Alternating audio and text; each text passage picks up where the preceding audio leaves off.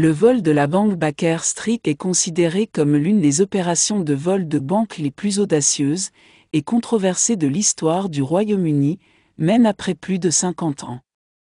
Cela s'explique non seulement par le plan ingénieux emprunté par les voleurs à l'une des histoires les plus célèbres du détective, Sherlock Holmes. Après avoir loué un magasin à proximité de la banque, un groupe de voleurs a creusé un tunnel secret jusqu'à la cave de la banque, où se trouvaient les coffres-forts. Ils ont réussi à voler des millions de livres en espèces, des bijoux et des documents précieux sans être détectés.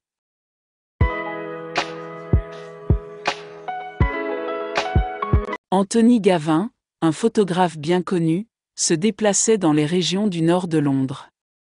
Cependant, sa passion ne se limitait pas seulement à la photographie. Dans les moments où il ne prenait pas de photos, Gavin essayait de résoudre des énigmes et poursuivait l'excitation des histoires policières.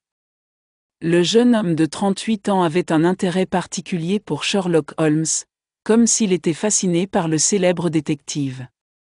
En 1971, Tony lisait une histoire de Sherlock Holmes intitulée « La Ligue des rouquins ». Il s'agit d'une nouvelle écrite par Arthur Conan Doyle en 1891. Dans l'histoire, le gang vole une banque en creusant un tunnel depuis un bâtiment voisin, passant sous la banque, puis émergeant à l'intérieur du coffre-fort. C'est l'histoire qui le mènera à exécuter l'un des vols les plus célèbres de Grande-Bretagne. Tony Gavin devait choisir des partenaires pour l'aider à mettre en œuvre son plan audacieux. Cette tâche n'était pas facile. Tony avait une personnalité forte et était connu pour son attrait pour la menace physique. Ainsi, Tony utilisait diverses méthodes, y compris la séduction et la pression, pour sélectionner les partenaires idéaux pour exécuter son plan. Rapidement, son vieil ami, Reg Tucker, un vendeur de voitures d'occasion sans antécédents criminels, a rejoint le plan. Bien que tous deux soient des criminels débutants, ils étaient parfaitement familiers avec les détails et les procédures. Il y avait plusieurs facteurs à prendre en compte avec précision avant d'exécuter le vol, ces facteurs influenceraient le succès ou l'échec de leur plan. Ils devaient choisir soigneusement la banque à voler, réfléchir à la manière de contourner les systèmes de sécurité bancaire, trouver un endroit adjacent à la banque à louer afin de pouvoir creuser le tunnel sans être découvert.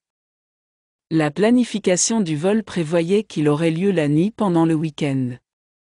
Au lieu de voler le coffre-fort et l'argent liquide, qui pourrait être suivi par la police grâce au numéro de série imprimé, le gang a décidé de voler les coffres de dépôt situés dans une salle sécurisée de la banque. En tant que client de la banque, vous pouviez obtenir votre propre coffre et y placer ce que vous vouliez sans que le personnel de la banque connaisse le contenu du coffre. Étant donné qu'il n'y avait aucun enregistrement des contenus des coffres et qu'ils ne pouvaient pas être suivis de quelque manière que ce soit, ils constituaient la cible idéale pour le gang. Le pur hasard a conduit Gavin et Tucker à choisir la banque Lloyd dans Baker Street. Alors qu'ils recherchaient la cible idéale pour leur plan, ils ont découvert une propriété abandonnée à louer. Cette propriété comprenait un ancien magasin de chaussures situé à seulement 2 portes de la banque Lloyd. Même la propriété avait une cave que le gang pensait correspondre au niveau de la cave de la banque, étant située à seulement 12 mètres de la banque. Pour la somme de 10 000 livres sterling, ils ont loué la propriété à un homme de 64 ans du nom de Benjamin Wolfe, un partenaire de Gavin. Avec la signature de ce contrat de location, la dernière étape avant l'exécution du plan consistait maintenant à choisir les autres membres du gang. Tucker a fait semblant d'être un membre aisé de la société britannique, ouvrant un compte à la banque Lloyd sous un pseudonyme et y déposant 500 sterling. Il est devenu un visage familier en fréquentant régulièrement la banque. Après quelques mois, il a loué un coffre-fort sécurisé dans la succursale et a commencé à explorer la cave à travers des visites régulières à son nouveau coffre. Les employés laissaient généralement les clients seuls lors de la visite de leur coffre-fort. Une fois seul, Tucker mesurait la pièce avec ses bras et le parapluie qu'il avait apporté, obtenant des mesures précises en calculant les dalles du sol. Il a dessiné une carte détaillée de la pièce, indiquant l'emplacement des coffres et du mobilier. Un autre vendeur de voitures d'occasion sans antécédent criminel, Thomas Stevens, a été recruté pour acquérir les outils nécessaires à l'intrusion sans éveiller les soupçons des fournisseurs. Bobby Mills a été désigné comme homme de surveillance. 2 autres membres ont été recrutés, l'un expert en explosifs et l'autre un ami de Gavin nommé Mickey Gervais, un expert en système d'alarme anti-vol. 2 autres membres ont aidé à la réalisation du vol, mais leur véritable identité et leur arrestation n'ont pas été établies, selon les enquêtes de la police. La dernière obstacle à surmonter était les systèmes d'alarme qui pourraient se déclencher en raison du forage avant qu'ils n'entrent dans le coffre-fort. Cependant, une fois de plus, la chance était du côté du gang. Des travaux routiers dans la zone voisine de la banque ont déclenché à plusieurs reprises les alarmes par erreur, les désactivant temporairement pendant que les travaux se poursuivaient. Le gang a saisi l'opportunité pour exécuter son plan avant la fin des travaux routiers et la réactivation des alarmes. Le gang a choisi de creuser pendant le week-end pour éviter d'être découvert ou remarqué par les employés de la banque en cas de bruit de creusement du tunnel. Au cours des semaines suivantes, le gang a travaillé jusqu'à tard dans la nuit, creusant les murs en béton. Tard dans la journée du vendredi 10 septembre 1971, avec la fermeture de la banque pour le week-end, il savait qu'il avait jusqu'au lundi matin pour entrer et saisir autant de butin que possible. À ce stade, le gang avait extrait environ 8 tonnes de débris du sous-sol et les avait placés dans leur bâtiment loué. L'équipe avait créé un tunnel qui les conduirait finalement vers le bas de la cave de la banque.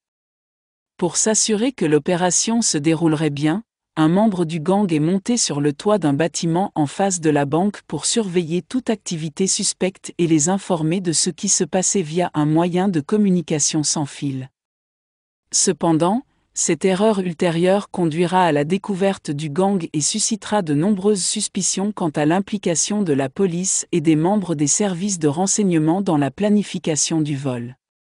Il semble que la chance du gang ait commencé à s'épuiser. Un homme du nom de Robert Roland, un amateur de radio, a par hasard intercepté la conversation des voleurs via les ondes radio, mais il ne savait pas quel était le banque exactement en train d'être volé. Il a immédiatement contacté la police. Les forces de l'ordre étaient en course contre la montre pour arrêter les criminels, mais il y avait un obstacle majeur, ils ne savaient pas quelle banque était en train d'être volée. Ils ont décidé de fouiller 750 banques dans un rayon de 10 000 autour de la maison de Roland. Ils sont même arrivés à la banque Baker Street elle-même, mais tout semblait calme de l'extérieur et la banque était fermée en raison du week-end. Ils ne se sont pas donné la peine d'entrer en contact avec le directeur de la banque ni d'ouvrir le coffre-fort sans savoir que les voleurs étaient à quelques mètres sous terre. Le gang a réussi à vider le contenu de 270 coffres-forts entièrement, estimant la valeur de leur butin à 3 millions de sterling à l'époque, soit environ 52 millions de dollars aujourd'hui. Étant donné l'absence de registre sur le contenu des coffres, le montant exact ne peut être connu avec précision. Le lundi matin, les employés de la banque sont arrivés comme d'habitude pour une journée de travail ordinaire, mais ils ont été accueillis par une grande surprise, un énorme trou dans le coffre-fort et des coffres vite éparpillés.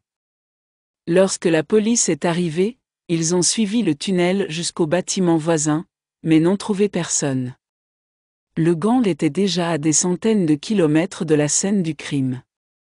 Cependant, la police a réussi à arrêter un membre du gang quelques jours plus tard, Benjamin Wolf, la personne qui avait signé le bail du bâtiment abandonné à son nom.